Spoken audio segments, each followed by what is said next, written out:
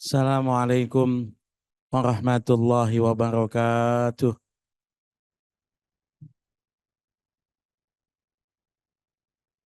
Alhamdulillah, wassalatu wassalamu ala rasulillah, Sayyidina Muhammadin. Allahumma salli wa sallim wa barik alaih, ibni Abdillah wa ala alihi wa sahbihi wa mawalah, wa man tabi'ahu ila yaumil qiyamah, wa la hawla wa la quwata illa billahi amma ba'd. Rabbi syrah li sadri wa yassir li amri wahlul 'uqdatam min lisani yafqahu qawli. Subhanaka la ilma lana illa ma 'allamtana innaka antal alimul hakim.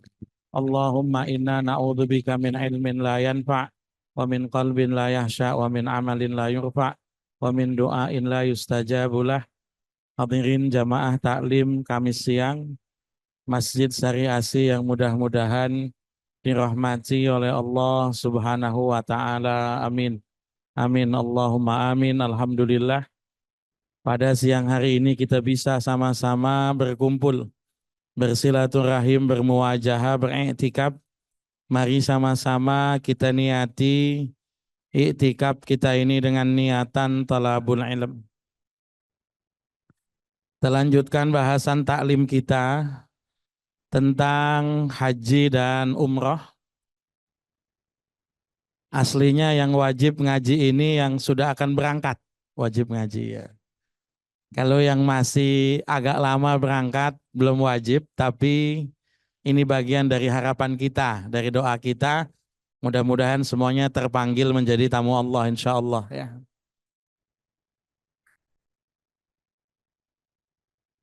Bismillahirrahmanirrahim. Qala al-musannifu rahimahullahu ta'ala wa nafa'ana bi ulumihi ma fid daraini amin radhiyallahu ankum. Wa syaraitu wujubil haji sab'atu asya'a. Al-islamu wal bulugu wal aqlu wal hurriyatu wa wujudiz zadi wal rahilati wa takhliyatut tariqi wa imkanul masiri. Wa syaraitu wujubil haji, syarat-syarat wajib melakukan haji itu sab'atu asya'a. Ada 7 macam. Yang pertama al-islamu Islam, yang kedua wal bulugu balig, yang ketiga wal aqlu berakal, yang keempat wal hurriyatu merdeka, yang kelima wa wujuduz zadi wa rahilati, mempunyai bekal, wa takhliyatut tariqi, ada kendaraannya, wa imkanul masiri, mungkin untuk berjalan atau aman perjalanannya. Dalam ibadah biasanya ada yang namanya rukun, ada yang namanya syarat, ada yang namanya sunnah, ada yang namanya adab. Ini beda ya. Jadi ada rukun, ada syarat, ada sunnah, ada adab. Kita contohkan misalnya yang paling mudah sholat. Syaratnya sholat misalnya suci. Syaratnya sholat menghadap kiblat. Syaratnya sholat masuk waktunya. Itu syarat. Ada yang namanya rukun. Ya. Rukunnya sholat itu ruku. Rukunnya sholat itu sujud. Rukunnya sholat itu tasyahud. Itu kita sebut sebagai rukun. Ada yang namanya sunnah. Misalnya sunnahnya sholat tasyahud awal.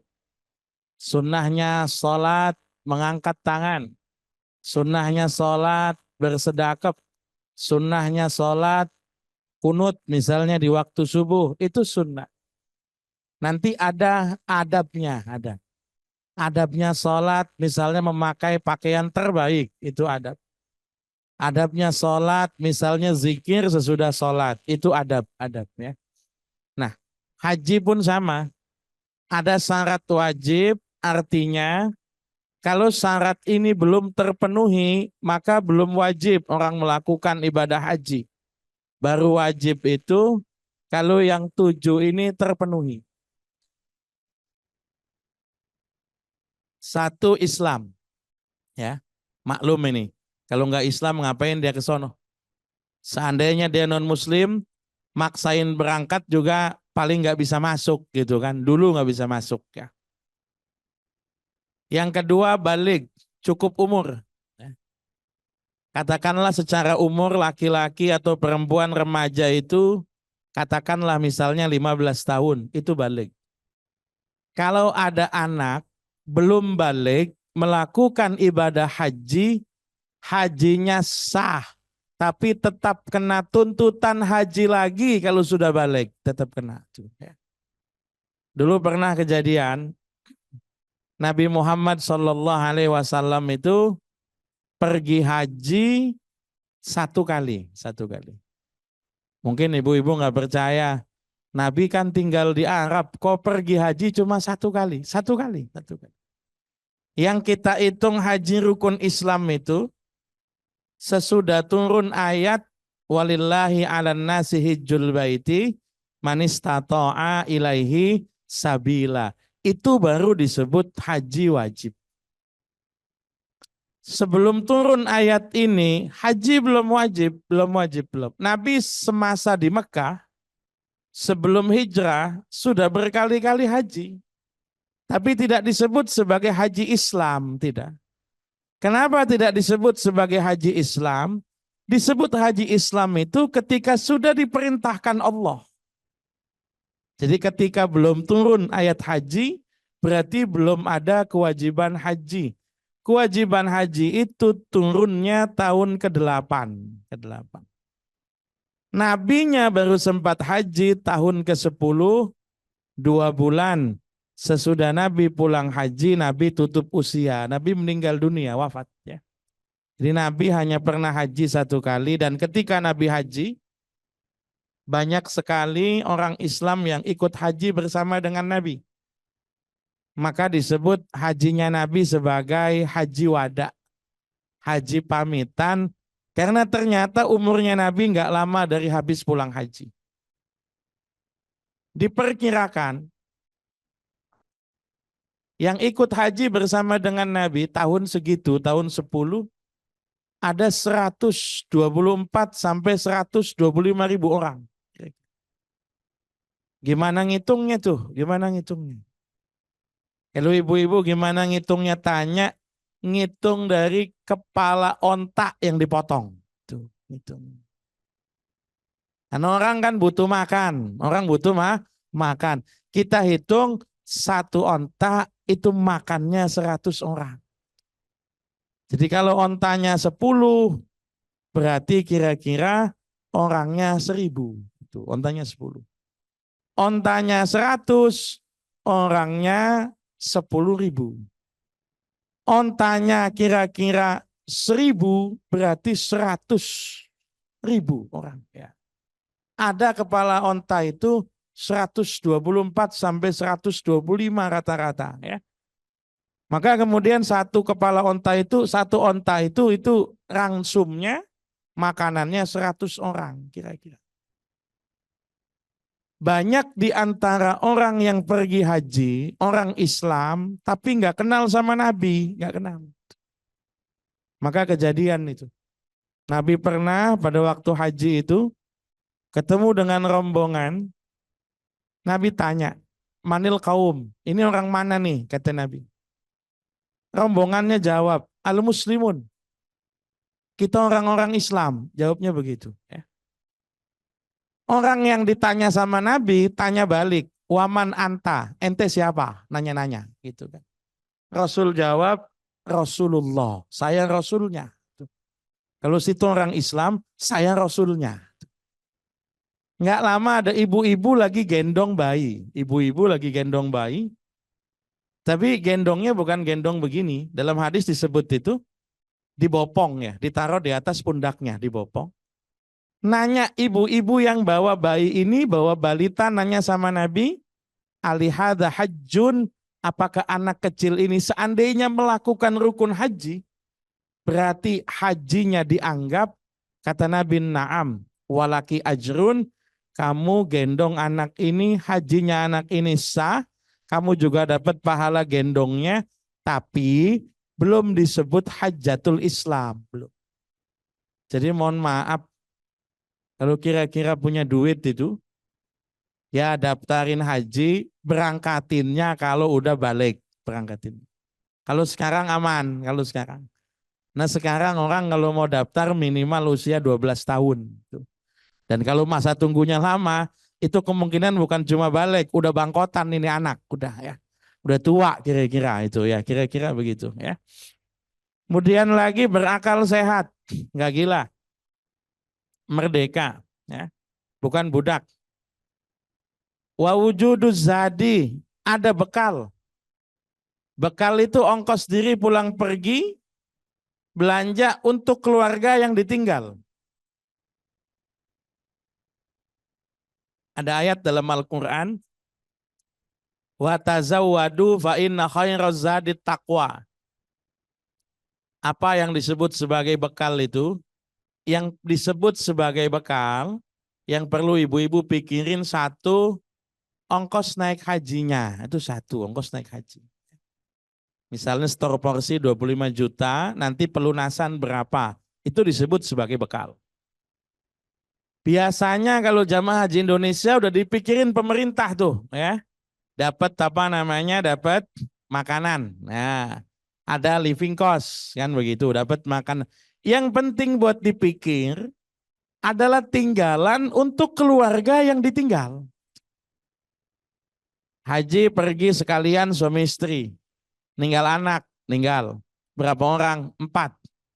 4 orang anak ini ditinggal bapak ibu pergi haji, pastikan kebutuhan tercukupi. Kalau sekolah yang kira-kira berbayar, maka uang iuran sekolah 2 bulan. Nah kan 40 hari, 2 bulan terbayar. Kalau rumahnya ngontrak, maka biaya kontrakan 2 bulan terbayar. Kalau kira-kira ada jaminan kesehatan, maka sudah dipikirkan untuk bayar jaminan kesehatan selama 2 bulan. Kebutuhan makan keluarga yang ditinggalkan selama 2 bulan dipikirin. Ini yang disebut sebagai bekal. Yang disebut sebagai biaya haji itu ini. Ongkos naik haji, pulang pergi biaya hidup di sana, dan biaya hidup keluarga yang ditinggalkan. Oleh-oleh nggak usah dipikirin Bu, nggak usah. Ini kadang-kadang nggak mikirin buat duit tinggalan keluarga, udah mikir oleh-oleh dulu tuh. Wah, saya jamaah pengajian 40 orang ini satu grup ini. Kira-kira beliin oleh-oleh yang ini nggak belakangan lah, belakangan. Bukan kewajiban itu, bukan ya. Jadi yang wajib sedekahan tiap malam Jumat, enggak belakangan itu mikirinnya. Yang dipikirin pertama, keluarga yang ditinggalkan itu kira-kira ada bekal yang cukup atau tidak. Aman perjalanannya dan kira-kira memang mungkin untuk melakukan perjalanan. Ada perjalanannya aman, tapi orangnya punya penyakit yang kira-kira tidak aman melakukan. Ya sama, belum wajib. Jadi kalau 7 syarat ini terpenuhi, baru orang wajib melakukan ibadah haji ya. Sebelum saya lanjutkan, kalau ada yang ingin ditanyakan silakan. Ya silakan. Waalaikumsalam warahmatullahi wabarakatuh. Ya, jika salah satu syarat haji tidak terpenuhi, misalnya dia tidak memenuhi bekal untuk yang di rumah, anak yang ditinggalkan, bagaimana hajinya Ustadz? Mohon penjelasan. Terima kasih. Assalamualaikum warahmatullahi wabarakatuh. Assalamualaikum warahmatullahi wabarakatuh. Artinya, misalnya nih, ongkosnya cuma pas buat berangkat. Ongkosnya cuma pas buat berangkat. Bekal untuk keluarga yang ditinggalkan tidak ada, tidak wajib berangkat, tidak wajib. Misalnya jatah berangkat tahun itu, kalau secara fikih tidak wajib. Tidak wajib itu pengen dipaksakan silakan. Saya belum wajib Ustaz, tapi saya paksain aja deh. Pengen dipaksakan silakan, tapi kalau sampai mengabaikan kewajiban yang lain haram. Jadi jangan sampai gara-gara pergi haji, iuran sekolah anak tunggakan 4 bulan. Kontrakan nggak dibayar. Tapi pergi haji beli oleh-oleh. Ini salah, ya. Tapi saya udah pengen banget ketemu Baitullah. Gampang, tidak dilunasi tahun ini, tahun depan kan tetap ada, tetap ya. Dia belum bisa melunasi tahun ini, tahun depan kan ada. Misalnya masih, tapi umurnya tahun depan belum tentu nyampe. Kalau umur panitia urusannya itu, ya, bukan urusan kita. Jadi tidak wajib. Kalau misalnya dipaksakan, misalnya maksain, ngomong sama saudara-saudaranya, ini saya cuman punya buat berangkat doang ini. Buat anak-anak nggak ada. Anak-anak titip dulu ya di rumah ente, titip dulu. Kira-kira ya kalau makan diajak bareng, sekolah dianterin, kira-kira ada kebutuhan sekolah. Saudaranya jawab, ya udah nggak apa-apa, tenang aja. Berangkat aja, nggak usah mikirin anak yang di rumah misalnya merasa aman, silakan berangkat. Tapi belum wajib, silakan berangkat ya. Mudah-mudahan bisa dipahami ya. Gimana? Hutang nggak apa-apa, nggak masalah. Ya, hutang nggak masalah. Jadi patokannya belum wajib. Belum wajib itu bukan berarti nggak boleh. Jangan salah paham. Dia belum wajib haji. Tapi seandainya dia haji, ya tetap sah asalkan tidak mengabaikan kewajiban. Hutang, ya nggak apa-apa. Orang mau kurban hutang, mau umroh hutang, mau haji hutang, silakan. Nggak. Yang penting punya kesanggupan bayar, tidak mengabaikan kewajiban. Itu yang penting. Misalnya begini, saya pengen berangkat haji nih, tapi nggak ada biaya tinggalan untuk keluarga di rumah. Saya ngutang dulu ya. Kira-kira yang dijadikan jagaan buat bayar ada apa enggak? Ada. Ini arisan tinggal 3 putaran lagi. Saya belum dapat. Kalau dapat kebayar itu. Berarti ada yang dijaga buat bayar ada. Enggak apa-apa, hutang silakan. Diledek sama orang misalnya, haji-haji kok hutang. Ya enggak apa-apa, enggak masalah. Ibu berani hutang buat bikin hajatan, kenapa enggak berani hutang buat haji? Ya enggak apa-apa, ya kan? Buat hajatan utang. Buat jalan-jalan utang. Yuk ke villa yuk, ayo utang misalnya kan. Kalau buat yang sifatnya dunia hutang, kenapa yang akhirat? Ya nggak ada masalah. Cuma sekali lagi, tidak mengabaikan kewajiban dan ada jagaan yang kira-kira bisa menjadi pembayaran begitu ya. Mudah-mudahan bisa dipahami. Ada pertanyaan yang lain silakan kalau masih ada.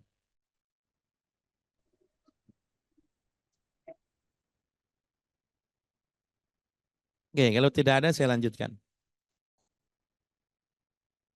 Ada beberapa dalil berhaji, paling tidak ada 3 dalil ya tentang kewajiban yang haji. Pertama surat Ali Imran ayat 97 itu. Walillahi 'alan nasi hijjul baiti man istata'a ilaihi sabila. Mengerjakan haji adalah kewajiban manusia pada Allah. Tapi tidak semua manusia, yaitu bagi yang mampu melakukan perjalanan ke Baitullah. Patokannya yang mampu. Atau surat Al-Baqarah ayat 196. Wa atimul hajja wal umrata lillah. Sempurnakanlah ibadah haji serta umrah karena Allah. Atau ayat surat Al-Hajj ayat 27. Wa adzin fin nasi bil haji ya'tuka rijala wa ala kulli dhamiri ya'tina min kulli fajjin amiq. Undanglah manusia mengerjakan haji. Mereka akan datang kepadamu berjalan kaki, mengendarai unta yang kurus yang datang dari segenap penjuru yang jauh. Ya. Itu kalau ayatnya. Kalau hadisnya banyak. Ada hadisnya Imam Bukhari. Bilang al-umratu ilal umrati kafaratul lima bainahuma. Wal hajjul mabruru laisa lahu jazaun illal jannah. Umrah sampai umrah berikutnya menjadi penghapus dosa. Haji mabrur tidak ada balasan yang pantas kecuali surga. Ada hadis Imam Ibnu Majah al-hujjaj wal ummar wafdullah. Inda auhu ajabahum wa inistaghfaruhu ghafaralahum. Orang yang haji dan umrah itu tamunya Allah. Kalau minta diberikan. Kalau mohon ampunan diampuni, cuman hati-hati, hati-hati. Ada hadis yang Nabi sudah kasih peringatan jauh-jauh hari. Hadisnya Imam Dailami, ya. Kata beliau, ada hadis Nabi, ya'ti 'alan nasi zamanun yahujju aghniya'u ummati linnuzhati wa awsatuhum littijarati wa qurra'uhum lirriya'i was sum'ati wa fuqara'uhum lil mas'alati. Akan datang satu masa pada manusia yang kaya hajinya cuman buat tamasya, jalan-jalan tuh. Haji dianggapnya kayak piknik aja, udah kayak piknik tuh. Golongan menengahnya buat berdagang. Orang-orang yang agama, ahli agama, ulamanya haji untuk riya dan popularitas, pamer saja. Pamer. Zaman sekarang bukan cuma yang ulama, ya pokoknya kalau punya HP ya pamer lah begitu. Wa fuqara'uhum lil mas'alati, kaum fakirnya haji untuk meminta-minta. Hati-hati ini ya. Jadi pengingat, jadi peringatan buat kita semua. Ya, ada beberapa hadis haji yang akan saya jelaskan terlebih dahulu karena nanti berkaitan dengan kemampuan. Ada hadisnya Anas bin Malik ketika nanya walillahi ala nasi hijjul baiti man istata'a ilaihi sabila, wajib manusia mengerjakan haji ke Baitullah bagi orang yang mampu dalam perjalanan. Anas tanya pada Rasul, ya Rasulullah, mas sabil, apa sih yang dimaksud perjalanan itu? Nabi jawab, azzadu warrohilah, bekal dan kendaraan, punya ongkos dan ada transportasinya. Dan ada dua hadis ini yang menjelaskan tentang haji badal. Ya. Satu, ada perempuan, dua-duanya perempuan yang haji badal ini, cuma bedanya satu gantiin bapaknya, satu gantiin ibunya. Ada perempuan nanya pada Rasul, ya Rasulullah, inna faridatallahi ala ibadihi fil haji adrakat abi syaikhan kabiro la yasbutu ala rahilah afa ahujju anhu qala na'am wa dzalika fi hajjatil wada. Ada perempuan tanya pada Rasul begini, ya Rasul, ketika ayat haji turun, ayahku sudah tua renta, tidak mampu duduk lama di atas onta, nggak mampu. Ibu-ibu kebayang apa enggak? Naik onta berhari-hari, kebayang apa enggak? Rasul itu dari Madinah ke Mekah 12 hari naik onta, satu hari hampir 11 jam perjalanan, satu hari. Mohon maaf, ibu naik motor seminggu bagaimana rasanya itu kira-kira? Naik motor seminggu udah nggak enak. Ini naik onta, naik onta. Naik onta berhari-hari bisa sebulan, bisa tuh ya. Maka orang yang sudah tua renta, ketika ayat haji turun itu, nanya sama Nabi anak-anaknya. Rasul, boleh nggak saya gantikan hajinya? Kata Rasul, boleh. Nggak apa-apa. Ini yang kita sebut haji badal. Orangnya masih hidup, tapi dibadalin hajinya. Kenapa dibadalin hajinya? Sudah tidak mungkin melakukan perjalanan, sudah nggak mungkin. Atau ada yang kedua, orangnya sudah meninggal dunia, yang kedua. Ya. Ada hadis innam ra'atan min Juhaina ja'at ilan Nabi sallallahu alaihi wasallam faqalat inna ummi nadharat an tahujja falam tahujja hatta matat afa ahujju anha qala na'am hujji anha ara'aiti law kana ala ummiki dainun akunti qadiyatah iqdullah fallahu ahaqqu bil wafa. Ada perempuan dari suku Juhainah datang menghadap Nabi bertanya, ibu saya nazar haji, belum sempat haji meninggal, apakah saya harus berhaji untuknya? Nabi jawab, apa pendapatmu kalau ibumu punya hutang? Apa kamu mau bayar apa enggak? Bayar hutang pada Allah, hutang pada Allah lebih berhak dibayar. Ini contoh haji badal orangnya sudah meninggal dunia. Ada contohnya. Cuma nanti ada beberapa syarat ya. Ada tidak semua ibadah bisa dibadalin. Tidak semuanya. Tidak. Jangan nanti ibu pulang malas sholat maghrib minta badal sama anaknya. Ya. Tong lu yang sholat gue bayar 20.000, males sholat. Jangan. Ya. Tidak semua ibadah bisa diwakilkan. Ada ibadah yang bisa dibadalkan, ada yang tidak bisa.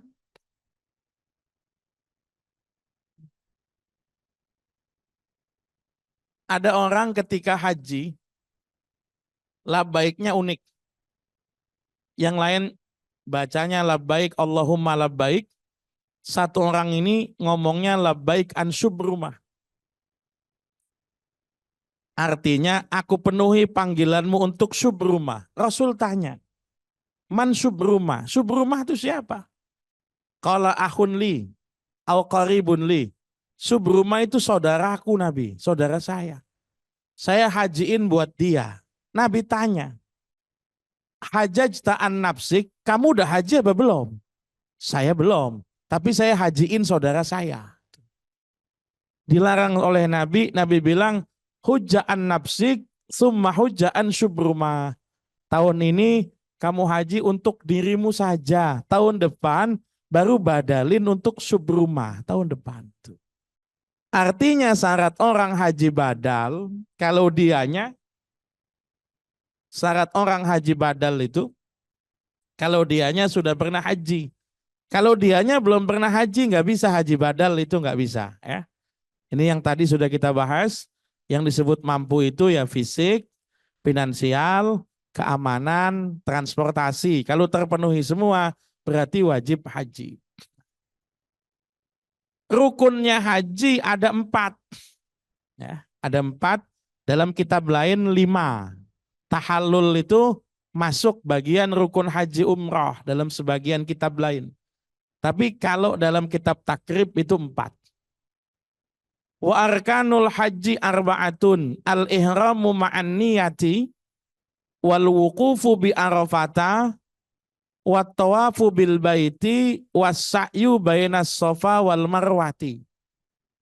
Rukun haji ada 4, ihram dan niat, wukuf di Arafah, tawaf di Baitullah, sa'i antara Safa dan Marwah.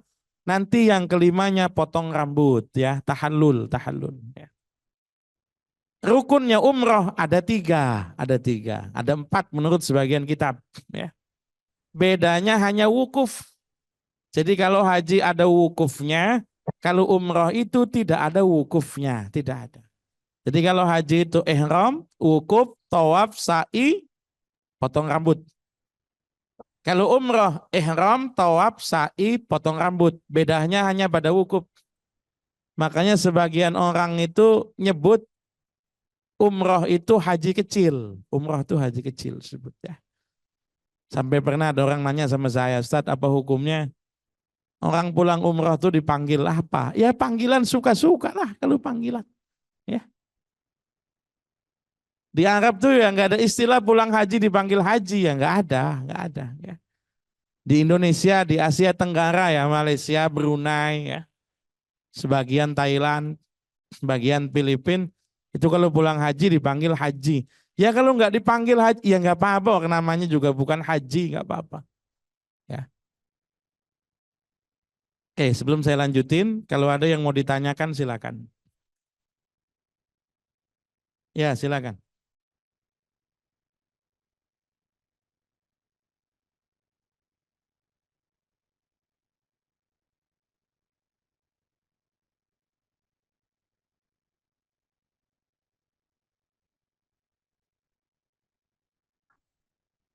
Setiap hari saya besok, bapak saya besok itu boleh ya Pak Ustadz ya? Badalkan umroh orang yang sudah meninggal selama menunggu haji.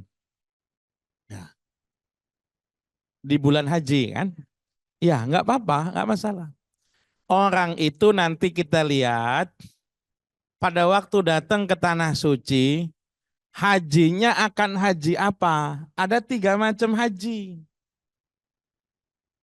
Ada yang tamattu, umroh dulu, ganti pakaian bebas sampai nunggu bulan haji. Ada ya.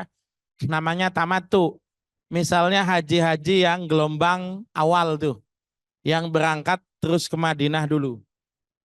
Dia ke Madinah sampai Mekah, pelaksanaan haji masih kira-kira hampir sebulan lagi. Sebulan lagi. Nggak mungkin selama sebulan pakai pakaian ihram. Nggak mungkin. Ya kalau ibu-ibu mah enak lah. Kan nggak ada pakaian khusus. Nggak ada. Bapak-bapak bayangin sebulan pakai pakaian ihram, itu kira-kira apa kagak main kerok-kerokan tiap malam itu kira-kira. Masuk angin terus itu dia, bapak-bapak. Ya kan? Dia selesai umroh, itu kemudian pelaksanaan haji masih sebulan lagi. Apa yang dilakukan? Tahallul, potong rambut. Namanya haji apa tuh? Tamattu. Tamattu. Ada damnya, ada. Damnya apa? Potong kambing. Kenapa pakai potong kambing? Karena kan bebas, santai, nggak masalah. Jadi sambil nunggu bulan haji, sambil nunggu ukuf di Arafah, mau dipakai jamaah doang di haram, silakan. Mau dipakai tawaf, silakan. Ada yang tawafnya bukan di Ka'bah, tawafnya di toko-toko dikelilingin semua itu, ya tawaf itu, ya. Mau dipakai jalan-jalan, ya suka-suka, nggak ada masalah. Ya. Ada haji itu haji ifrad. Haji ifrad itu yang ketika datang memang niatnya untuk haji dulu, umrohnya nanti. Umrohnya nanti. Biasanya orang ngambil haji ifrad itu kalau yang datang dikit lagi pelaksanaan ibadah haji. Bandara tutup itu tanggal biasanya 4 Zulhijjah. Bandara haji tutup 4 Zulhijjah. Sebagian kadang-kadang tanggal 1 udah tutup tuh. Anggap kita datang ke Mekah 5 Zulhijjah. 3 hari lagi orang berangkat ke Arafah. 3 hari lagi itu. Maka dia pakai pakaian ihram selama 5 hari. Mulai dari datang sampai kemudian nanti selesai lempar jumroh atau potong rambut 5 hari pakai pakaian ihram, masih logis, masih logis. Hajinya namanya haji apa? Haji ifrad, yang kayak begitu. Nanti udah selesai haji baru bikin umroh, gak ada masalah. Atau ada haji qiran yang niat umroh sekaligus haji. Jadi kalau misalnya ibu hajinya tamattu, selesai umroh masih sebulan lagi hajian. Tiap hari dipakai buat umroh, silakan, nggak apa-apa, nggak masalah. Apakah boleh badalin umroh orang yang sudah meninggal? Boleh, nggak apa-apa. Nggak butuh izin, nggak butuh izin. Kecuali ibadah-ibadah yang sifatnya harta. Nanti ulama beda pendapat tuh, ulama beda pendapat. Contoh, ibu baca Quran, baca Yasin, baca tahlil. Buat orang yang sudah meninggal, pakai izin dulu apa enggak? Enggak pakai izin, bacain aja Fatihah. Kalau pakai izin dulu, enggak ada yang tahlilan itu, enggak ada. Enggak pakai izin. Tapi kalau pengen kurban, atas nama orang yang sudah meninggal, itu ulama beda pendapat, boleh apa enggak. Makanya ada yang bilang, kalau dia wasiat pasti boleh, enggak apa-apa. Karena itu melibatkan harta, tuh ya. Kalau umroh bagaimana? Boleh apa enggak? Ya boleh, statusnya sama kayak haji, sama. Tadi disebut, ada perempuan yang badali haji, ayahnya yang tua renta, boleh sama Nabi. Yang penting dianya sudah haji. Ada perempuan badali haji, ibunya yang sudah meninggal dunia, boleh sama Nabi. Yang penting dia sudah haji. Kita umroh, lalu kemudian badali orang yang sudah meninggal, boleh. Asalkan sudah umrah untuk kita dulu sekali. Tuh, ya. Jadi pertama kali datang ke Mekah, umrohnya atas nama kita, habis itu mau bikin program 3 kali umroh, 7 kali umroh, 40 kali umroh ya suka-suka silakan itu ya. Yang penting umroh yang untuk kita sudah selesai. Memang ada pendapat yang mengatakan tidak perlu mengulang-ulang umroh, tidak perlu. Ada pendapat begitu ada. Karena Nabi zaman dulu umroh ya umroh aja, nggak memperbanyak. Tapi tadi ada hadisnya nih. Ini hadisnya ya. Satu umroh hingga ke umroh berikutnya itu menjadi penghapus dosa. Artinya ini pengulangan kan, umroh sekarang, umroh lusa atau minggu depan. Jarak antara dua umroh itu dihapus dosanya oleh umroh yang kedua. Jadi kalau pertanyaannya boleh, boleh. Meskipun ada ulama yang mengatakan tidak perlu ngulang-ngulang, saya ikut pendapat ulama yang boleh, nggak apa-apa. Yang penting dia sudah umroh untuk dirinya dulu. Jadi jangan sampai datang ke tanah suci di absen semua. Alhamdulillah, saya udah umroh buat bapak, emak, bibi, uak misalnya kan, nyai, engkong, udah semua giliran ditanya, situ udah umroh belum? Saya belum. Ah ini salah, kalau ini salah. Jadi untuk dirinya dulu, setelah dirinya pengen umroh atas nama yang lain-lain silakan ya. Mudah-mudahan bisa dipahami. Ustaz, Ya silakan. Assalamualaikum warahmatullahi wabarakatuh. Waalaikumsalam Mau warahmatullahi bertanya. wabarakatuh. Saat umroh di bulan haji, itu kita melaksanakan umroh dulu sebelum haji tamattu ya? Tamattu Tamattu, ya. atau ifrod sesudah haji. Nah itu kan kena dam ya Ustadz ya? Tamattu kena dam, kalau Tamattu ifrad kena tidak dam. ya. Tamattu kena dam, berarti sebelum haji. Ya. Eh, itu untuk pelaksanaan umroh sekali. Kalau misalnya beberapa kali berarti damnya kita bayar terus. Enggak, satu kali saja. Oh gitu. Ya, satu. Jadi misalnya kita umroh di bulan haji itu sekali kita sudah bayar dam. Ya. Terus berikut kita pengen umroh lagi udah nggak bayar Enggak damnya. bayar dam, tidak. Oh gitu. Ya. Yang disebut tamattu itu begini. Apa sih arti tamattu? Tamattu itu artinya seneng-seneng, seneng-seneng. Bahasa Arab itu tamattu itu artinya seneng-seneng. Diambil dari kata-kata mata. Dzalika mata'ul hayatid dunya. Almar'atus sholihah khairu mata'id dunya. Mata itu dalam bahasa Arab artinya seneng-seneng. Kok ada haji disebut seneng-seneng? Iya seneng dong. Karena sampai tanah suci, umroh paling 3 jam, habis itu sudah pakai pakaian bebas. Pakaian bebas itu kan berarti nggak pakai pakaian ihram, bebas pakai minyak wangi. Mohon maaf kalau suami istri, misalnya kamarnya yang double berarti halal hubungan, kan nggak masalah, ya kan? Dalam masa tamattu itu, dalam masa tamattu. Kena damnya bukan karena umrohnya, kena damnya karena dia copot pakaian ihram tamattunya. Nah, ketika dia umroh pertama, tamattunya sudah terjadi. Jadi mau dia habis itu umroh 10 kali, damnya tetap 1 kali. Gak masalah. Jadi bukan sebab umrohnya, tapi sebab tamattunya, copot pakaian ihramnya ini. Begitu ya. Mudah-mudahan bisa dipahami ya. Jadi umrohnya mau berkali-kali tetap 1 kali damnya ya. Baik Ustadz. Satu lagi Ustadz punten. Ya silakan. Kalau umroh di luar bulan haji, umroh bulan-bulan biasa lah ya.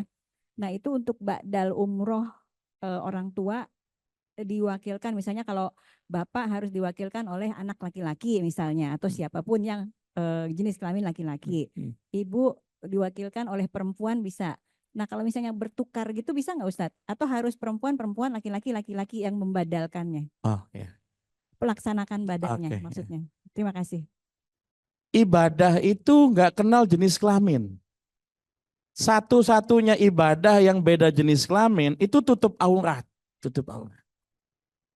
Ibadah yang beda jenis kelamin itu akekah. Kalau perempuan 1 kambing, kalau laki-laki 2 kambing.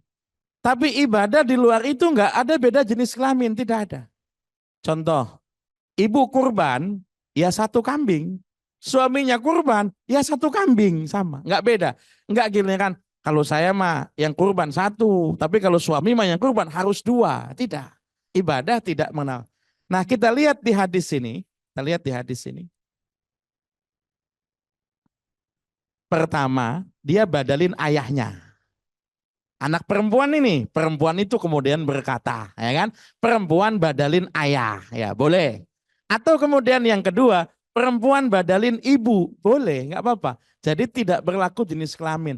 Tapi misalnya kebetulan umroh sama keluarga, pengen sama-sama berbakti, kemudian dibagi, ya silakan, nggak apa-apa, nggak masalah. Itu teknis saja. Tapi ibu dibadalin anak laki-laki boleh, bapak dibadalin anak perempuan juga boleh. Mudah-mudahan bisa dipahami. Ya. Baik, terima kasih Ustadz. Ya, silakan Bu. Waalaikumsalam warahmatullahi wabarakatuh.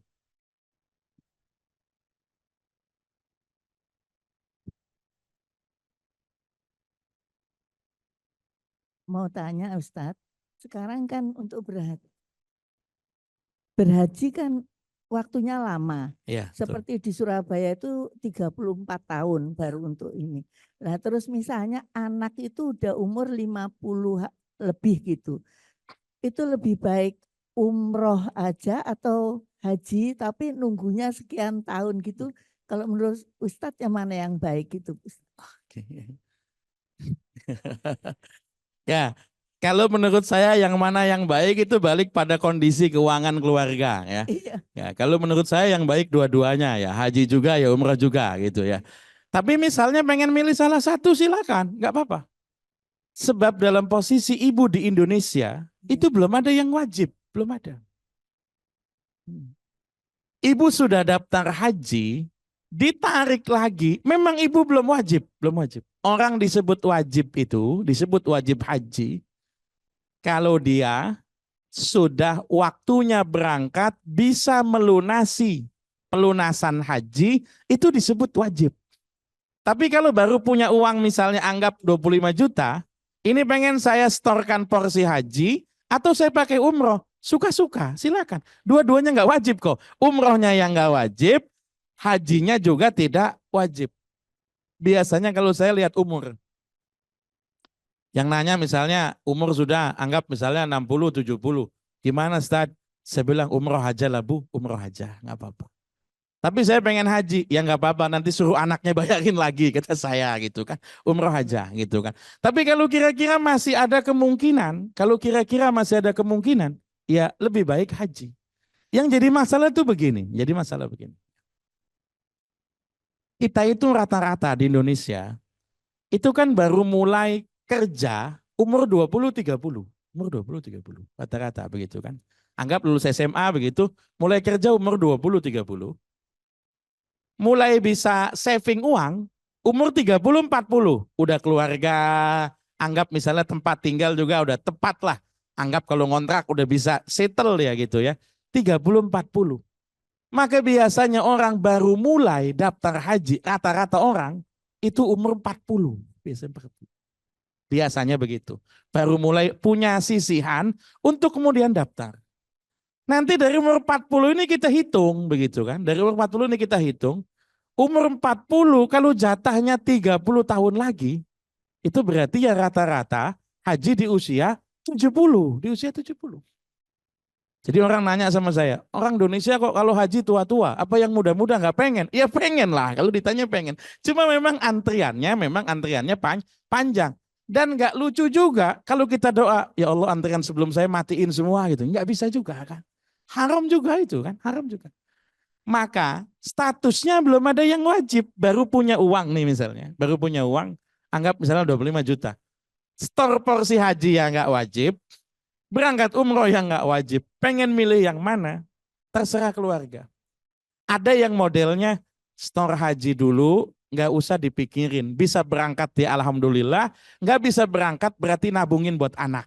Ada yang modelnya begitu ada. Dapat uang lagi lebih, pakai umroh. Tuh. Jadi hajinya dahulukan sama dia. Yang model begitu ada. Atau ada yang model sebaliknya, saya pakai umroh dulu, nanti punya rezeki lagi, baru daftar porsi haji. Silakan, dua-duanya tidak wajib begitu ya. Mau tanya Ustadz, katanya kalau umroh di bulan Ramadan itu menyamai dengan berhaji, itu betul atau enggak? Hadisnya betul. Hadisnya betul, kalau ibadahnya diterima, pahalanya pahala haji. Cuma yang jadi masalah, apakah diterima atau tidak? Itu masalah. Ya. Sebetulnya begini, ibadah yang pahalanya pahala haji itu banyak. Tidak harus umroh di bulan Ramadan. Orang sholat isyraq, pahalanya juga pahala haji umroh, sama ya. Tapi jangan nanti ibu mentang-mentang habis sholat isyraq minta dipanggil Bu Haji, ya jangan ya. Berbakti kepada kedua orang tua, yang masih muda, masih punya orang tua, berbakti sama orang tua, pahalanya juga pahala haji umroh, sama ya. Kemudian lagi sholat berjamaah pada waktunya di masjid. Itu sebagian hadis mengatakan pahalanya juga pahala haji. Jadi banyak. Tidak harus umroh di bulan Ramadan. Kalau punya uang, ya berangkat. Enggak punya uang, latihan haji di sholat isyraq dulu. Gitu ya. Sama saja ya. Mudah-mudahan bisa dipahami ya. Oke, ada pertanyaan yang lain? Kalau tidak ada saya lanjut. Umroh itu kalau menurut bahasa artinya mengunjungi, kunjungan. Umroh itu kunjungan. Kunjungan ke Ka'bah dengan cara tawaf, sa'i, dan cukur rambut. Itu umroh. Tapi kalau haji juga sama, kunjungan ke Baitullah, mengerjakan tawaf, sa'i, wukuf, dan manasik yang lainnya. Cuma bedanya, haji ada wukuf, umroh tidak ada. Haji hanya dilakukan di bulan haji, umroh bisa sepanjang tahun, bisa. Itu bedanya ya. Tapi kalau haji hanya bisa dilakukan di musim haji. Dalam haji nanti ada 3 macam.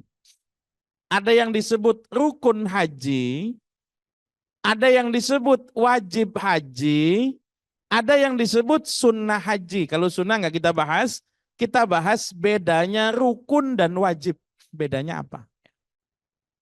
Disebut di sini wajibatul haji ghairil arkani salah satu asya'a. Wajibnya haji yang bukan rukun itu 3.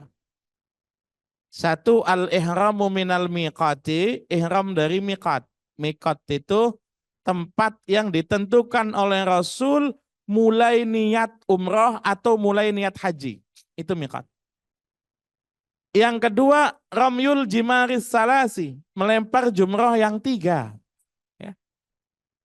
Yang ketiga wal halqu, cukur rambut. Itu ada yang bilang wajib bukan rukun. Bedanya rukun haji kalau tidak dikerjakan maka hajinya tidak sah. Orang pergi haji sampai sono waktu Arafah malah nyasar. Akhirnya nggak sampai padang Arafah. Itu kita sebut hajinya tidak sah. Tapi kalau wajib haji, orang haji tapi nggak berani lempar jumroh. Nggak berani. Saya tuh ngalamin waktu jadi petugas tahun 2011. Dari Kairo waktu itu saya jadi petugas haji. Itu saya ketemu waktu silaturahim ke sebagian tenda jamaah, ketemu beberapa nenek-nenek yang tanya sama saya. Dek, kalau saya nggak lempar jumroh ini hajinya bagaimana? Oh ibu kalau nggak lempar jumroh nanti bayar dam. Potong kambing bu, kata saya, potong kambing. Kenapa bu nggak lempar jumroh? Takut saya. Loh kok takut? Teman saya lempar jumroh palanya bocor katanya. Palanya bocor. Kena lemparan orang lain, ya itu kasus lah, nggak semuanya begitu saya bilang. Tapi memang mohon maaf, jarak tempuhnya jauh dari sebagian tenda maktab sampai ke Jamarot jauh. Jalan 4 kilo, 5 kilo itu kan ya berasa juga. Kalau yang masih muda-muda bisa haji di usia di bawah 60, alhamdulillah. Tapi kalau yang haji sudah di usia 60, 70 ini kan Masya Allah. Ojek ada, cuma harganya nggak kira-kira ojek itu. Ojek bolak-balik Jamarot sampai tenda itu ya bisa 600-700 ribu itu bisa. Akhirnya kemudian capek sekali. Saya kemudian nawarkan lempar jumroh itu boleh dibadali, nggak apa-apa, nggak masalah. Itu posisinya sudah 12 tasyrik. Sebagian yang nafar awal sudah pulang. Besok lempar terakhir tuh, besok lempar terakhir. Akhirnya saya tanya, ibu boleh melempar jumroh dari kapan? Dari awal saya belum lempar katanya.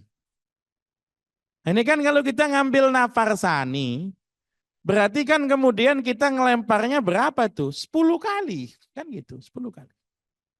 Ya, 10. 10 itu kita ngitungnya 1 hari kan 3. Tanggal 11 kan 3. Ula wusto akobah. Tanggal 12 3. Ula wusto akobah. Tanggal 13 3. Ula wusto akobah. Idul Adha itu 1. Jumrah akobah. Jadi 10. 10 kali 7 lemparan. 70 lemparan. Karena saya udah kadung ngomong, ya udah Nek, saya badali nggak apa-apa sini. Saya dikasih bungkusan, itu batu isinya. Udah kayak orang pengen tawuran, saya bawa 70 batu, 70 batu. Saya taruh di tas saya bilang, udah ya Nek, saya pamit. Saya bilang jangan ngomong-ngomong sama yang lain. Ternyata nenek ini kelompok yang belum jumroh banyak. Ngomong sama yang lain, minta tolongnya sama Ustadz yang itu aja katanya. Saya bawa 10 plastik batu itu berat sekali di ransel saya. Itu 10 nenek-nenek semuanya belum ada yang lempar jumroh dari awal. Insya Allah ya. Akhirnya kemudian ya udah namanya Nek masing-masing kata saya itu. Karena saya bertugas enak saya bawa motor waktu itu. Tugas enak. Akhirnya per 1 tiang itu saya lempar itu 70 batu. Akobah 70 batu. Ula saya lempar itu 210 batu. 210 batu. Orang semua ngeliatin semua. Teman saya yang boncengin itu sampai ngomong, perlu dibantuin apa enggak? Bantuin. Ya. Udah selesai. Alhamdulillahnya orang Indonesia itu kan kalau minta tolong kan ya enggak kosongan ya. Batunya dikasih berat sih, cuma dikasih amplop juga saya waktu itu gitu kan. Alhamdulillah begitu kan, alhamdulillah itu ya. Nah, itu kata saya itu saya ingat Masya Allah itu. Jadi orang misalnya nggak ngelempar jumroh, hajinya sah. Tapi kemudian wajib bayar dam. Orang kok nggak pengen mabit di Mina, hajinya sah. Karena mabit di Mina cuma wajib. Ustaz saya capek Ustaz kalau di Mina. Bayangkan tenda cuma segitu-gitunya. Ya dari dulu tenda Mina emang segitu-gitunya. Dari dulu. Jadi kalau sekarang orang ngomong tendanya sempit, ya dari dulu udah begitu. Karena kalau hotel bisa ditingkat, tenda nggak bisa ditingkat. Tendanya mohon maaf bisa ditingkat, tapi sanitasinya kan tetap dipikirin tuh. Nanti buat apa namanya, buat WC, kebersihan, mandi, sanitasinya ini yang penting. Makanya orang kalau di Mina, di Arafah itu antrian ke WC itu Masya Allah dah. Masya Allah. Jangan banyak makan yang macam-macam di Arafah Mina itu ya. Ya, resikonya itu ya. Lah sebagian orang ada yang pulang ke maktab. Boleh, nggak apa-apa, tanazul. Yang pulang ke maktab itu ada yang tetap mabit di Mina, hajinya sah. Orang-orang yang maktabnya dekat Mina, Aziziyah misalnya, itu dia pulang ke hotel, nanti habis maghrib berangkat lagi ke Mina, gelar terpal, ngemper di sana. Nah, ngemper. Nanti menjelang subuh pulang. Tetap istirahat di hotel. Tapi kalau yang nggak pengen ngampar, Ustaz, saya capek lah, saya pengen nggak mabit di Mina, silakan. Hajinya sah, cuma bayar dam kambing, begitu, nggak apa-apa. Saya punya sebagian orang itu, ada yang lebih milih kambing daripada mabit, itu ada. Ya udah kambing aja, udah sah, kambing aja lah, nggak usah. Ya nggak apa-apa, suka-suka dia. Secara agama memang boleh, nggak apa-apa ya. Oke. Jadi kalau rukun haji itu ada 5 tadi ya. Niat, wukuf di Arafah, tawaf, sa'i, tahallul. Kalau sampai ada yang terlewat, terutama wukuf di Arafah, maka dikodok. Hajinya tidak sah. Ya. Berangkat lagi tahun depan. Itu kalau sampai nggak wukuf ya. Kalau wajibnya haji, mabit di Muzdalifah, mabit di Mina, lontar jumroh, tawaf wada, ihram dari miqat. Misalnya ada yang lewat, ada yang luput, ada yang tidak terlaksana, bayar dam. Nggak mampu Ustaz beli kambing, puasa. Puasa 10 hari, 3 hari di tanah suci, 7 hari waktu pulang. Haji pertama saya tahun 2001, masih mahasiswa, diongkosin duit dari rumah cuma 1.500.000 tahun 2001 itu. Maka pengen beli kambing itu sayang sekali, sayang sekali. Akhirnya saya milih puasa. Puasa 3 hari di Tanah Suci, 7 hari saat pulang. Jadi ketika sampai asrama, disambut sama teman-teman, dipanggil haji. Ya Allah haji, doa dulu. Saya bilang doanya 7 hari lagi. Kenapa? Hajinya masih gantung, belum puasa kata saya. Karena belum bayar dam, nggak kuat bayar dam. Harus puasa 10 hari, 3 hari Tanah Suci, 7 hari pulang. Nggak sempet puasa Tanah Suci, boleh. Puasa 10 hari di tanah air boleh, nggak apa-apa, nggak masalah. Ya ini ketentuannya ya, ihram dari miqat. Ihram dari miqat ini nanti kita lihat ada beda ihram haji dengan ihram umrah.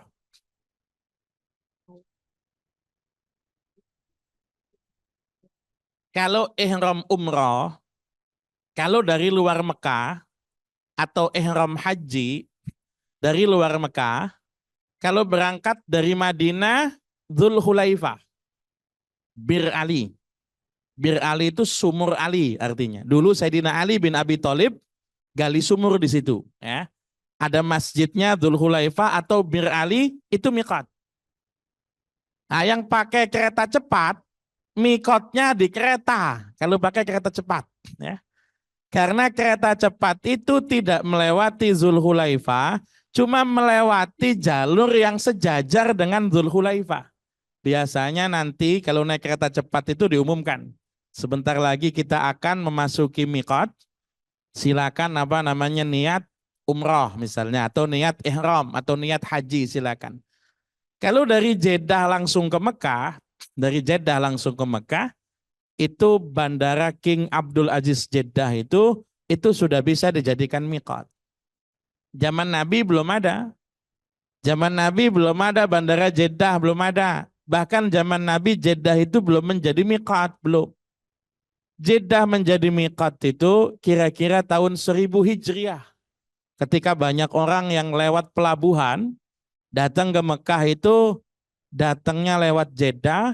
Kata Imam Ibnu Hajar boleh niat miqat dari Jeddah. Majelis Ulama Saudi tahun 70-an itu memutuskan boleh miqat dari bandara, boleh. Majelis Ulama Indonesia tahun 80-an itu memutuskan bahwa Bandara King Abdul Aziz Jeddah adalah merupakan miqat bagi yang turun di bandara dan akan langsung berangkat ke Mekah. Pakaian ihram laki-laki, kain ihram terdiri dari 2 lembar dan tidak boleh berjahit. Berjahit itu ujung ketemu dengan ujung, itu berjahit. Ya. Contohnya kayak sarung, itu berjahit. Ya, baju itu berjahit. Kalau kayak handuk itu enggak berjahit, tidak. Karena ujung dengan ujungnya enggak ketemu. Ya, celana itu berjahit, jelas ya. Dipotong, dibikin pola. Bagi sebagian orang, laki-laki ini mohon maaf, ada yang kemudian nanti nanya, waduh Ustaz, gimana itu? Kita beberapa hari pakai kain ihram itu enggak pakai daleman itu gimana? Gitu kan. Pikirannya begitu kan. Ya kalau dia pakai mohon maaf underwear, dia pakai celana dalam itu berjahit itu.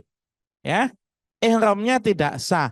Kalau dia mau pakai ada yang namanya popok haji, silakan itu ya. Kalau pakai popok itu kan lembaran kainnya tidak berjahit, cuman diikat. Kalau pakai popok itu bisa, boleh nggak apa-apa. Cuman ya yang saya sarankan yang tua-tua sajalah yang pakai popok itu ya kira-kira ya. Kalau wanita bebas mengenakan pakaian apapun yang penting nutup aurat, ya nggak apa-apa. Ini yang disebut dengan miqat tuh, kalau dari luar Mekah tuh. Ini yang dulu ditentukan sama Nabi itu ada 5. Paling jauh itu Dzulhulaifah. Miqat yang paling cakep itu miqat Madinah. Beruntung ibu kalau berangkat umroh, lalu kemudian ke Madinah dulu. Berarti karena memakai miqatnya Nabi. Nabi dulu ketika pergi umroh ngambil miqatnya Dzulhulaifah. Ini paling jauh. 450 km ya dari Ka'bah ya. Ada miqat Juhfa. Kalau penduduk daerah Mesir, ya, Syam itu Juhfa. Ada Qarnul Manazil, ya. Penduduk daerah Irak, Iran yang searah itu Qarnul Manazil. Ada Yalamlam, penduduk Yaman yang searah itu Yalamlam. Yang saya haji tahun 2001 itu naik darat, naik bis. Itu mikotnya Yalamlam, ya. Kalau buat penduduk Mekah, kalau pengen umroh, nanti mikotnya Tan'im, Ji'ronah, dan Hudaybiyah. Kalau pengen umroh. Tapi kalau pengen haji, mikotnya dari depan pondokan. Ibu misalnya pergi ke Tanah Suci, umroh dari Mekah. Kalau dari Mekah keluar dulu ke Tanah Halal. Pilihannya bisa ke Tan'im, bisa ke Ji'ronah, bisa ke Hudaybiyah. Ya. Tapi kalau ibu ihramnya untuk haji, akan berangkat ke Arafah. Apakah perlu ke Tan'im dulu? Tidak perlu. Akan berangkat ke Arafah, itu bisa niat ihram dari depan pemondokannya itu. Bisa, ya. Ini miqat. Nah, ini tadi ya. Fatwa Majelis Ulama Indonesia tentang miqat di Jeddah, Bandara King Abdul Aziz. Ya. Ada fatwa tahun 80, ada fatwa tahun 81. Ya. Beda fatwanya yang tahun 80 Jeddah secara umum. Jeddah secara umum itu bisa. Karena tahun segitu masih ada haji via laut. Masih ada. Ya. Tahun 81 rata-rata haji sudah udara. Itu kemudian langsung menyebut bandara. Sahnya King Abdul Aziz sebagai miqat bagi jamaah haji Indonesia. Ini tadi pakaian ihram laki-laki dan perempuan. Ya. Kalau perempuan nggak ada beda. Kalau laki-laki, ibu perhatikan yang tengah sama yang kiri. Yang tengah sama yang kiri itu beda. Bedanya di mana? Bedanya yang paling ujung, yang kiri itu, bahu terbuka, bahu sebelah kanan. Bahu sebelah kanan terbuka. Model pakaian kayak begini hanya dipakai pada saat tawaf 3 putaran pertama. Sunnahnya hanya itu. Putaran keempat sudah tidak sunnah, tapi kalau masih mau pakai silakan. Ya. Tapi kalau sholat makruh hukumnya memperlihatkan pundak terbuka, bahu terbuka itu makruh.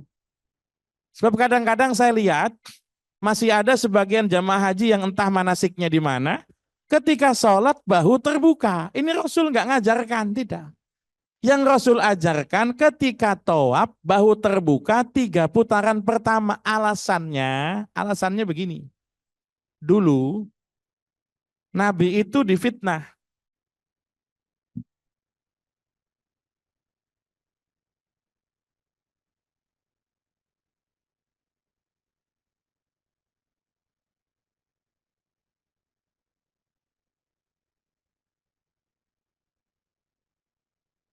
Dulu Nabi itu difitnah. Nabi kan tinggal di Mekah. Kemudian hijrah ke Madinah. Itu orang Mekah itu bangga sekali dengan Mekah. Bangga sekali dengan Mekah. Yang bikin orang Mekah itu bangga sekali dengan Mekah karena ada Ka'bah. Karena ada Ka'bah. Orang Mekah itu punya pikiran begini. Kok bisa-bisanya Muhammad SAW udah enak-enak tinggal di Mekah, berdampingan dengan Baitullah, malah milih pindah ke Yasrib, kampung kecil. Kualat ini orang. Rumah Allah kok ditinggal, kualat. Sampai kemudian 6 tahun berikutnya Nabi pengen umroh gagal, dihalangi sama Quraisy. Jadi Nabi pernah umroh gagal, pernah dihalangi sama Quraisy. Tahun ke-7-nya Nabi umroh. Ketika Nabi umroh kan baru datang dari Madinah, capek. Baru datang dari Madinah, capek. Itu orang Mekah semuanya nunjuk. Lihatin tuh. Rombongan Madinah itu lemes-lemes, itu kualat sama Ka'bah. Kualat. Udah bener-bener tinggal di Mekah kok pakai pindah. Lihatin tuh, mereka tawaf tuh lemes-lemes kualat sama Ka'bah. Nabi ketika diomong begitu, Nabi ngomong sama sahabatnya, ayo 3 putaran pertama kita tawafnya sambil agak lari. Buka bahu. Nunjukin kekuatan tuh. Maka Nabi ketika tawaf 3 putaran pertama jalannya agak cepat. Untuk apa? Menolak anggapan orang Mekah kalau Nabi lemes-lemes. Sebetulnya Nabi baru datang lemes, ya wajar. Habis 12 hari naik onta, wajar kalau lemes. Cuma orang Mekah itu pikirannya negatif, ya kan? Nah, kalau sekarang jangan paksain, Bu. Jangan paksain mentang-mentang Nabi lari 3 putaran, begitu sampai Ka'bah main lari aja. Oh, bahaya ini, bahaya ya. Jadi kita harus paham. Nah, ketika di putaran keempat, Nabi sudah nutup bahu. Kalau sekarang kita repot lah, 1 kali tawaf, biasanya kita masih buka bahu semua. Nanti sampai sa'i mau buka bahu silakan. Tapi ketika sholat, jangan ada bahu yang dibuka. Makruh. Nabi pernah negur orang yang ketika sholat bahunya terbuka. Ini sunnah-sunnah ihram. Ya, cukur bulu kemaluan, kumis bulu ketiak. Motong kuku tangan dan kaki, mandi ihram. Mandi ihram itu sama kayak mandi junub, mandi sempurna.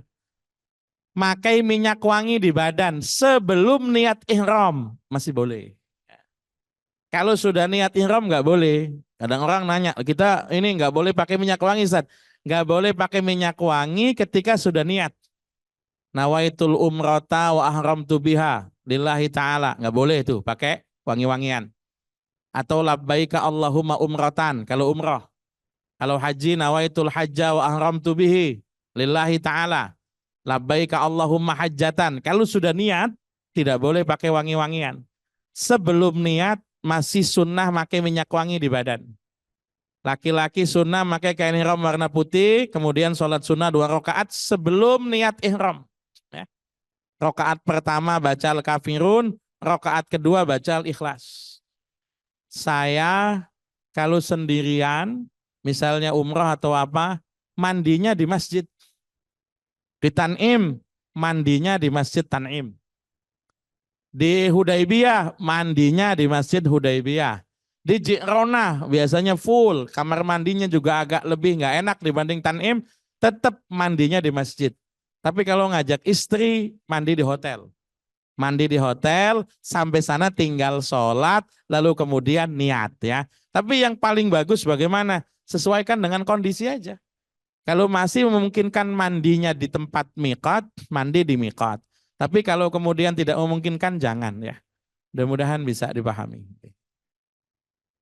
Oke, kalau ada yang mau ditanyakan silakan. Seputar, ya silakan Bu. Assalamualaikum warahmatullahi wabarakatuh.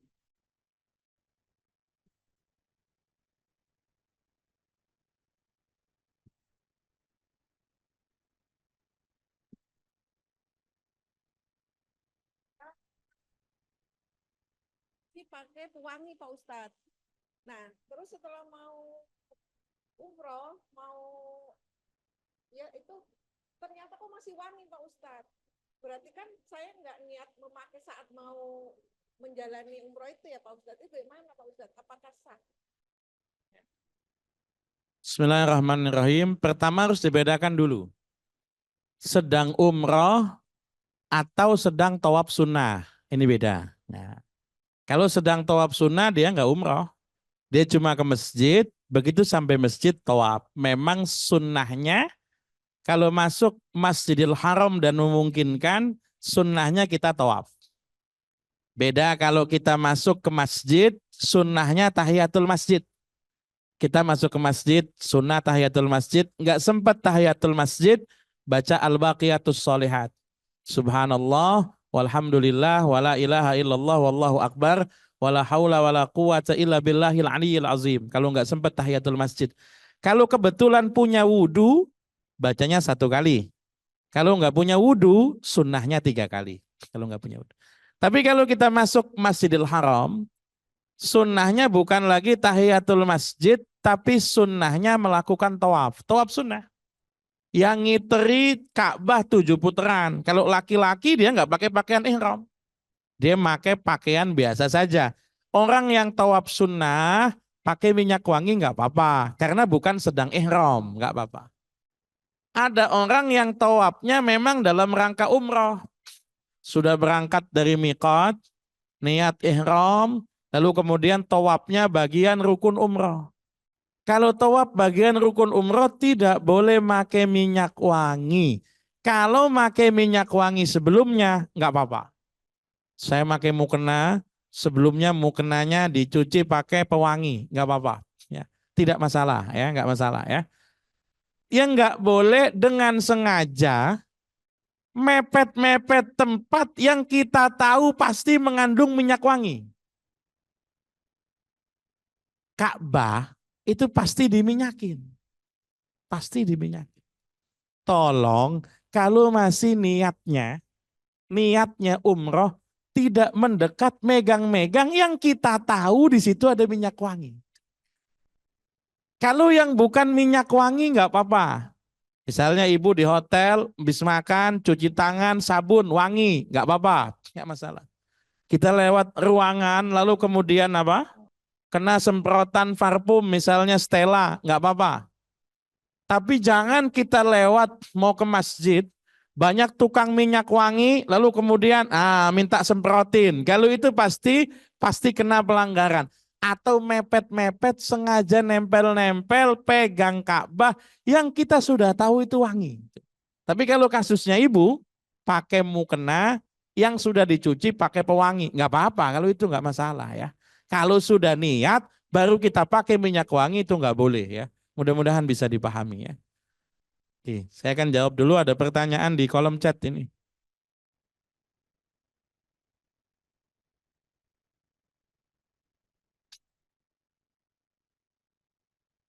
Nggak boleh pakai parfum, Ustadz. Terus kalau badan kita kurang enak, aromanya gimana? Ya tadi, pakai parfumnya sebelum ihram. Pakai deodoran sebelum ihram, pakai parfum sebelum ihram, pakai apalah yang kira-kira nyaman, wangi sebelum ihram semua. Badannya mau dikasih parfum silakan. Bajunya mau dikasih parfum silakan. Sejadahnya mau dikasih parfum silakan. Tapi kasih parfumnya sebelum niat ihram. Kalau sudah niat ihram nggak boleh. Ada pertanyaan lagi ini. Permintaan agar bisa mengajarkan praktek berwudu yang baik, benar dan sah.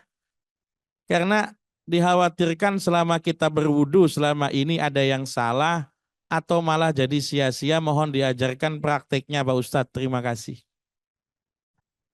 Praktek wudu itu sederhana. Asal kita tahu mana yang rukun, mana yang sunnah. Rukun itu yang minimal harus terpenuhi. Rukun wudu itu cuma 6. 6 itu yang sifatnya gerakan wudu hanya 4. 4 itu 1 muka, 2 tangan, bukan telapak tangan, 2 tangan sampai sikut, 3 kepala, 4 kaki. Yang pertama niat, yang keenam tartib. Niat kita semua sudah tahu, niat dalam hati tidak harus diucapkan. Aku niat wudu menghilangkan hadas kecil karena Allah Ta'ala dalam hati.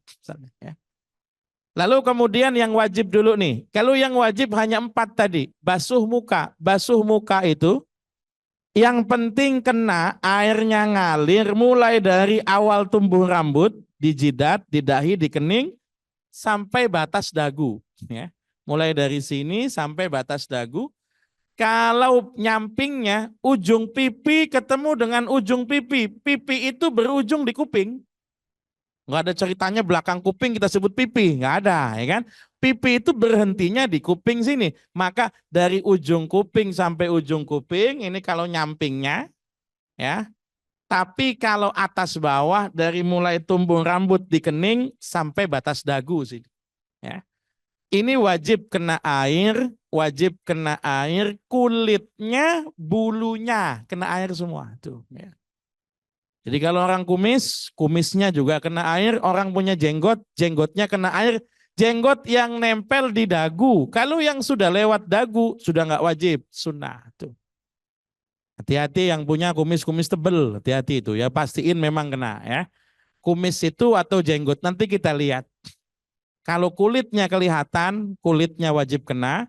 Kalau kulitnya nggak kelihatan, kulitnya nggak wajib kena. Coba lihat orang-orang Asia Selatan, India, Pakistan, Bangladesh. Tuh kalau dia punya kumis tebel itu nggak kelihatan itu kulit bawah hidung. Itu berarti nggak wajib kena. Tapi kalau rambutnya, bulunya harus kena. Yang wajib 1 kali. Ini minimalnya ya, 1 kali. Ya. Lalu kemudian tangan. Ya. Tangan itu juga sama, mulai dari telapak tangan, dari ujung jari tengah. Karena yang paling panjang tuh jari tengah. Paling panjang. Ya. Paling panjang tuh jari tengah. Nggak ada orang yang kelingkingnya lebih panjang dari jari tengah, nggak ada. Ujung jari tengah sampai sikut. Sikut itu tulang nonjol yang ada di sini. Tulang nonjol yang ada di sini. Sampai sikut. 1 kali, kanan sekali, kiri sekali. Itu wajibnya. Kalau sunnahnya 3 kali, wajibnya sekali. Lalu kemudian kepala ya. Kalau kepala itu sunnahnya semua, tapi wajibnya ada yang kena air. Wajibnya ada yang kena. Sebagian ulama bahkan bilang 3 helai cukup. Makanya ada kadang-kadang orang yang kalau mau wudhu kopiahnya nggak basah itu, diginiin doang itu. Nah, palanya digini, ya nggak apa-apa, nggak masalah. Tapi afdolnya semuanya kena. Afdolnya semua kena. Kemudian terakhir kaki sampai batas mata kaki. Mata kaki itu batasnya apa? Tulang nonjol yang ada di kaki. Tulang nonjol yang ada di kaki itu mata kaki. 4 ini terlaksana sah. Muka, tangan, kepala, kaki sah. Cuma dipastikan kalau yang 3 nih, tangan, muka, kaki harus dibasuh. Kalau dibasuh airnya ngalir. Tuh dibasuh. Kita bisa pakai gayung, kita bisa pakai tangan, atau kita bisa pakai selang. Airnya ngalir. Kalau kepala nggak ngalir nggak apa-apa, kepala diusap, asal basah cukup. Asal basah cukup kalau kepala. Tapi kalau muka, tangan, kaki, airnya harus ngalir. Ini yang wajibnya. Sunnahnya nanti banyak, kumur-kumur, menghirup air dalam hidung, dikeluarkan lagi, mendahulukan anggota yang kanan, wudhu 3 kali, kepala diusap semua, ngusap kuping, ngusap leher bagian belakang, baca basmalah sebelum wudhu, bersiwak sebelum wudhu, ngadep kiblat setelah wudhu, doa. Ini cuma sunnah sempurnanya wudhu. Tapi kalau sah, 4 hal tadi, muka, tangan, kepala, kaki, sudah terbasuh, kepala cukup diusap, sudah sah wudhunya, nggak apa-apa ya. Dan lagi ada pertanyaan, ya silakan. Ya.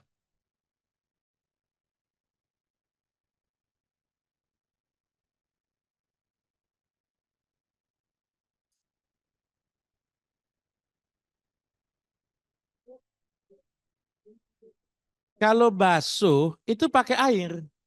Kalau kaki sama kaki namanya gosok. Ya. Ya. Jadi kita kakinya nggak pakai digosok, tangannya nggak pakai digosok, asalkan terbasuh sah. Tadi saya ngomongnya bukan gosok ya, basuh ya sah. Artinya nih, keran kita buka, kemudian kaki kita taruh di bawah air keran, semuanya kena, airnya ngalir sampai mata kaki kena semua, tanpa digosok sah, nggak apa-apa. Menggosok kaki atau tangan hukumnya sunnah. Ya. Tadi saya jelasin yang wajib-wajib saja. Jadi kalau misalnya dia memang sudah agak agak ya tadi ya mungkin pegel atau apa, apalagi kalau kerannya agak tinggi, kayaknya kita membungkuk juga pinggang sakit misalnya gitu. Dia gosok kaki sama kaki sah, bahkan tanpa digosok, yang penting terbasuh pakai air itu sudah sah begitu ya. Mudah-mudahan bisa dipahami. Ya. Assalamualaikum Pak Ustadz, izin tanya, kalau sudah ihram, lalu tidak sengaja pakai tisu basah setelah makan, apakah termasuk melanggar hukum ihram? Terima kasih. Ada 2 macam kecenderungan ulama. Ulama itu 2 macam. Ada yang hati-hati, ada. Kalau yang hati-hati, nanti fatwanya relatif ketat. Relatif ketat. Karena kehati-hatiannya ada. Ada ulama yang cenderung ada ulama yang cenderung praktis. Yang penting tidak melanggar berarti boleh. fatwanya relatif lebih ringan. Tisu basah itu wangi. Tisu basah itu wangi. Apakah akan dianggap sebagai parfum atau bukan? Banyak hal yang wangi tapi bukan parfum. Banyak. Cairan kumur itu wangi tapi bukan parfum. Sabun, deterjen, deodoran misalnya ya. Termasuk tisu basah. Itu wangi tapi bukan parfum.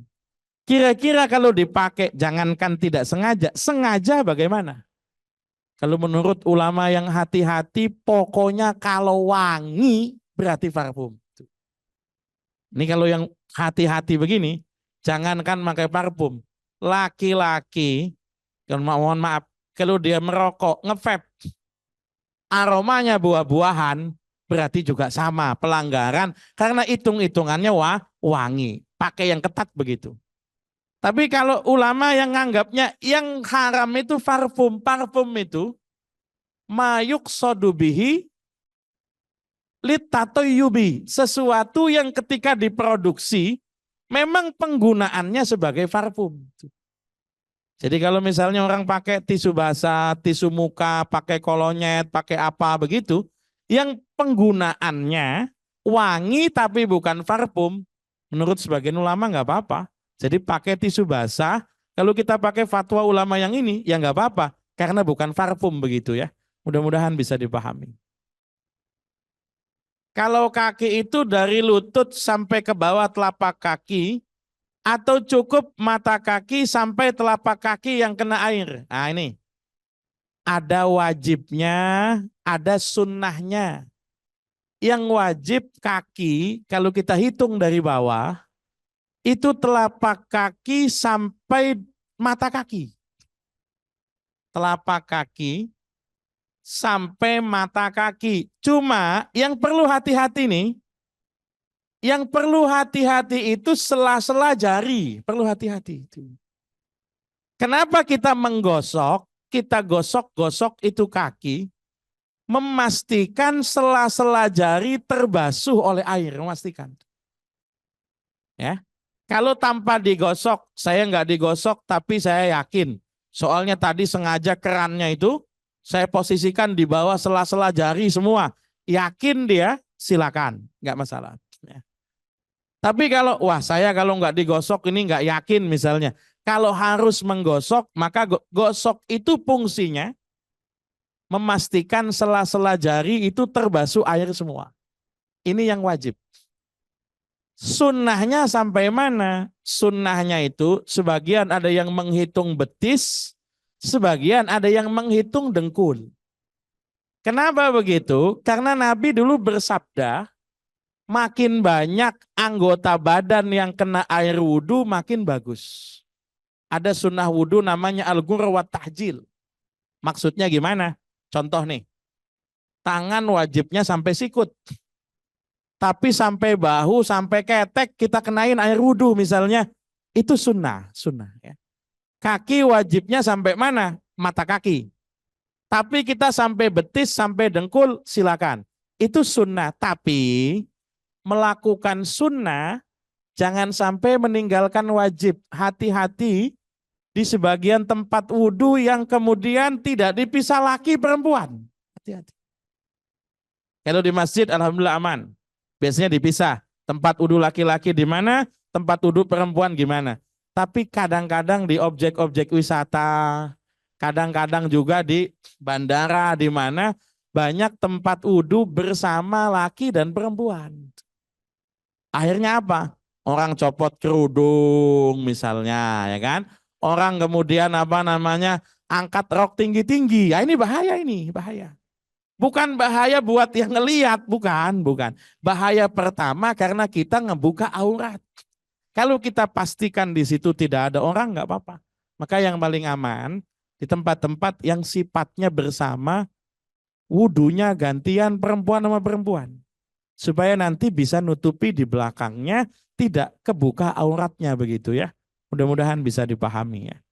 Saya ada pertanyaan yang lain lagi, silakan kalau masih ada. Ya silakan Bu Haji.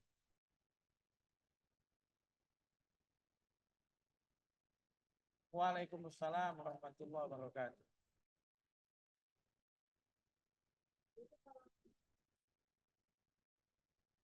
Kalau di Mekah kan mikotnya di Tanim, Zarona, dan Adabiyah ya Pak Ustadz.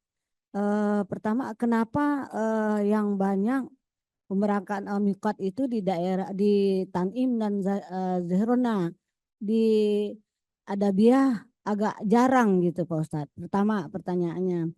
Yang kedua, Bismillahirrahmanirrahim. Walillahi a'lan nasi hijul baiti man istata'a ilaihi sabila. Dan bagi manusia diwajibkan mengerjakan haji bagi yang mampu.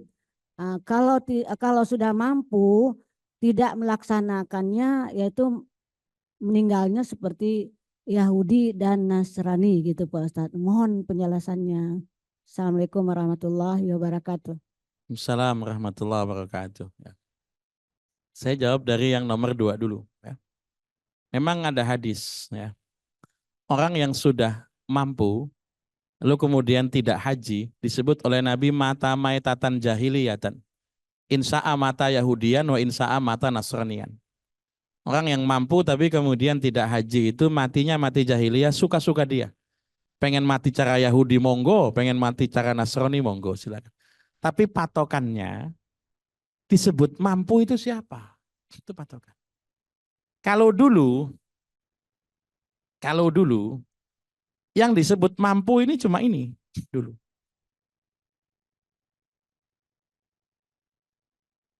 Fisik, finansial, keamanan, transportasi, cuman itu. Fisik sehat, alhamdulillah. Finansial ada. Kondisi aman. Transportasi kuat. Disebut mampu. Kalau sekarang kan tidak. Ada yang namanya regulasi. Ada yang namanya peraturan. Misalnya mohon maaf, biaya haji, katakanlah misalnya 50 sampai 60 juta. Saya punya uang 60 juta nih sekarang. Apakah sudah disebut wajib haji? Tidak. Kenapa tidak? Karena kalau saya store sekarang, berangkatnya pun masih 30-40 tahun lagi. Maka orang disebut wajib haji itu, kalau dia sudah store, lalu kemudian tiba masanya pelunasan, itu disebut wajib haji. Karena ada yang namanya regulasi. Pertanyaannya, apakah yang punya kekayaan banyak wajib haji furoda? Kan begitu ya. Apakah dia wajib haji ONH plus atau wajib haji furoda? Orang haji furoda itu kadang gila-gilaan. Yang modal anggaplah katakan 250, 300 dijual sampai 700 juta. Ya, jual. Ya. Dalam fatwa ulama, orang yang punya uang tidak wajib mengeluarkan uang untuk haji melebihi biaya pasarannya. Kalau dalam bahasa fikih disebut ujratul misil. Saya punya uang banyak, belum haji. Milih furoda, silakan, tapi tidak wajib. Tidak wajib. Jadi kalau ada orang yang mampu, hartanya misalnya banyak, kemudian meninggal dunia belum haji, jangan disalahkan. Loh dia kan hartanya banyak, kenapa enggak haji? Sampai meninggal belum haji, padahal bisa furoda. Karena tidak ada tuntutan untuk furoda, tidak ada. Ya. Orang wajib haji itu dengan biaya yang kira-kira sepadannya. Biaya sepadannya itu kira-kira kalau di Indonesia itu ya ONH reguler, kira-kira begitu. Ya. Lah orang disebut, maka tadi saya sebut, ibu sekarang punya uang 100 juta, belum wajib haji. Kenapa? Karena ada unsur yang namanya regulasi. Kita store sekarang, berangkatnya baru anggaplah 30-40 tahun. Adapun kita milih pengen ikut ONH plus atau misalnya non kuota atau misalnya furoda, ya silakan, tapi tidak diwajibkan, tidak ya. Jadi jangan kemudian kita vonis wah mati Yahudi nih belum haji dia, tidak. Cuman keluarga yang mampu kalau sampai meninggal dunia sebaiknya memang membadalkan haji karena sudah meninggal dunia, karena di masa hidup punya uang yang cukup begitu ya. Yang pertama soal kenapa travel ya, bawanya kok rata-rata Tanim Jirona. Kok jarang ke Hudaibiyah? Karena jaraknya lebih jauh kalau ke Hudaibiyah. Travel itu tidak ada kewajiban membawa mikot tiga-tiganya, tidak ada. Travel itu pokoknya udah umroh sekali ya udah begitu kan. Kadang-kadang umroh kedua saja tidak dijadwalkan, tidak. Umroh kedua tidak diprogramkan, tidak ya. Jadi kalau pertanyaannya, kenapa orang kok lebih milih Tan'im dan Ji'rona? Ya banyak orang milih Tan'im itu biasanya ya karena dekat begitu ya. Hudaybiyah itu biasanya dijadwalkan sekalian lihat peternakan dan minum susu onta. Tuh. Yang nyari-nyari susu, kencing onta, baru ketemu Hudaybiyah tuh, begitu kan? Ketemu. Bebas, orang mau pakai Tan'im silakan, pakai Hudaybiyah silakan, pakai Ji'rona silakan. Kalau ada yang nanya, lebih baik mana di antara tiga-tiganya? Sama semua, tapi sebagian ulama banyak yang milih Ji'rona. Ji'rona itu miqatnya Nabi, tapi Tan'im itu miqatnya Aisyah. Tuh. Makanya masjidnya disebut sebagai Masjid Aisyah. Bebas, mau milih Tan'im monggo, pilih Ji'rona silakan, pilih Hudaybiyah juga silakan. Enggak apa-apa, tidak ada keharusan harus di mana begitu. Kalau Hudaybiyah jarang diajak ke sana, nah jarak tempuhnya lebih jauh begitu ya. Mudah-mudahan bisa dipahami ya. Kalau sudah tidak ada yang bertanya nih, karena materinya memang sudah selesai, saya sampai sini saja. Nanti insya Allah kita lanjut di Kamis depan. Sama-sama kita tutup dengan doa. Sebelum masih ada pertanyaan ini, doa lagi. Oh iya, baik. Bila kumandang azan, baru mulai. Allahu Akbar, Allahu Akbar. Apakah boleh langsung melaksanakan sholat? Atau bagaimana yang seharusnya Ustadz, karena kadang kita suka memburu waktu ke suatu tempat, tapi ingin sholat dulu. Boleh, nggak apa-apa. Tidak harus nunggu azan selesai, tidak. Yang penting yakin waktunya sudah masuk. Saya suka kasih contoh sama ibu-ibu. Ibu-ibu kalau buka puasa, nunggu azan selesai apa cuma Allahu Akbar kira-kira? Allahu Akbar itu ya. Nggak ada yang nunggu azan selesai, nggak ada ya. Jadi hayalah sholat itu bakwan masuk 2 udah gitu ya. Hayalah sholat itu ya. Artinya sudah masuk waktu. Kalau sudah masuk waktu, yakin sudah masuk waktu. Meskipun azan belum selesai boleh. Bahkan meskipun belum azan. Misalnya contoh. Waktu paling akurat biasa kita pakai kan HP. Misalnya begitu. Kita pakai HP. Lalu kemudian kita pasang aplikasi misalnya Mawaqit, Muslim Pro atau sholat prayer yang lain-lain silakan. Di aplikasi kita sudah bunyi, kita yakin ini akurat, kita yakin sudah masuk waktu, di masjid belum. Persoalan sebagian masjid, kadang-kadang jamnya sudah digital tapi tidak dipresisi. Banyak tuh. Jamnya digital, orangnya nggak digital. Sebagian masjid itu kadang jam digital, kalau habis mati lampu, atau dinyalakan, mati dalam waktu yang lama, itu kemudian dia harus di-setting ulang. Mohon maaf, jangankan di masjid-masjid biasa, Al-Aqzam itu jam digitalnya 2 nggak sama. Saya kalau ke masjid itu zuhur itu kan di Al-Aqzam ya, tugasnya, ultumnya, fikih juga sama, takrib juga sama. Cuma sudah sampai muamalah di sana ya. Itu saya kadang-kadang bingung, ini jam digital 2, ini kok bedanya sama-sama digitalnya karena nggak disetting. Jadi patokannya baru Allahu Akbar. Kalau yakin sudah masuk waktu, kita konfirmasi dengan jam atau aplikasi silakan. Tapi kadang-kadang ada sebagian masjid yang kecepatan, biarpun sudah Allahu Akbar, kalau di jam kita atau di HP belum masuk waktu, jangan ikuti begitu ya. Mudah-mudahan bisa dipahami. Sama-sama kita tutup dengan doa. Sebelum doa kita istighfar 3 kali. Astaghfirullahalazim. Astaghfirullahalazim. Astaghfirullahalazim.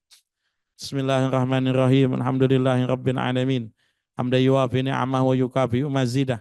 Ya Rabbana lakal hamdu kama yanbaghi li jalali wajhikal karim wa 'azimi sultanik.